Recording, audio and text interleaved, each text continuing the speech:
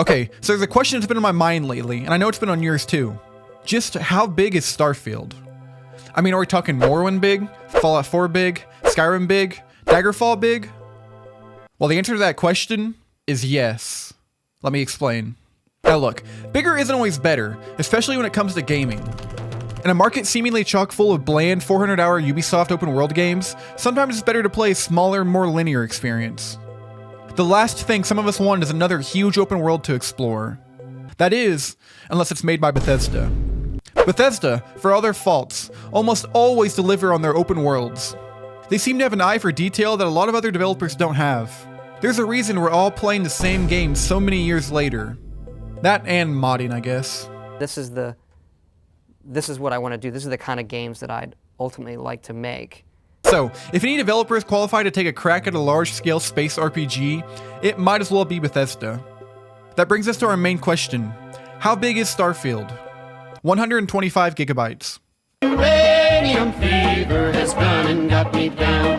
Uranium. So it's confirmed in the official gameplay reveal that Starfield will feature a bunch of different planets to explore, but the main area will be much smaller than this. The main questline will have you exploring an area that's roughly 20% larger than Skyrim.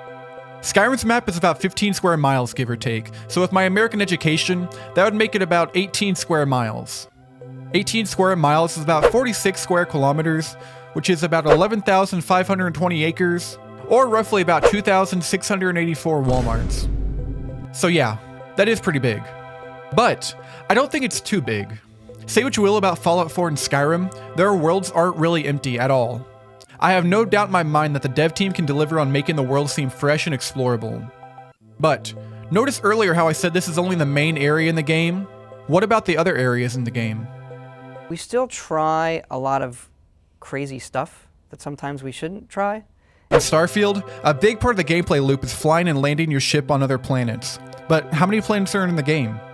5? 10? Hell, 25 would be a lot. There are over 1,000 planets in the game. 1,000. 1,000. The way space travel works in the game is pretty simple. There are over 100 star systems in the game you can travel between, and within these are a multitude of planets to explore. If all of this wasn't enough, you can explore the entirety of all 1,000 planets, on your own. Many people have already drawn comparisons to the game No Man's Sky, which does share a lot in common with Starfield. The only question on our minds now is how. How could they possibly make such a large game without holding their dev team hostage? Well, they're able to make such a vast game world with the help of AI. This might seem like a bad thing, but it's actually really interesting how they do it. Bethesda is no stranger to procedural generation. The Elder Scrolls II Daggerfall had one of the largest open worlds ever thanks to it. It's even been used in more modern times as well, like during the development of Skyrim or Fallout 4. Despite all of this, Starfield will still be their biggest step in procedurally generated content yet. Despite the heavy use of AI, there will be more than enough handcrafted content out there for the player to find. According to the man himself, Todd Howard, quote, "Our system builds a planet as the players approach it, stitching together terrain. After that, we have a system that adds interesting locations for the player to explore, creatures to encounter, and planets to pick up. It allows us to add that touch of environmental storytelling that Bethesda is known for." It seemed like Starfield is going to have a good mix of AI-generated content as well as handcrafted content. If the procedurally generated planets aren't really your thing, you're in luck, because Starfield will feature more handcrafted content than any other Bethesda game ever made, according to Todd Howard. Examples of this include huge capital city New Atlantis, as well as drug-filled tourist trap Neon City. New Atlantis is even the biggest city ever made by Bethesda. It seems like all those extra planets are there more as an option to explore, rather than a necessity. So, to answer our initial question, the answer is, as big as you want it.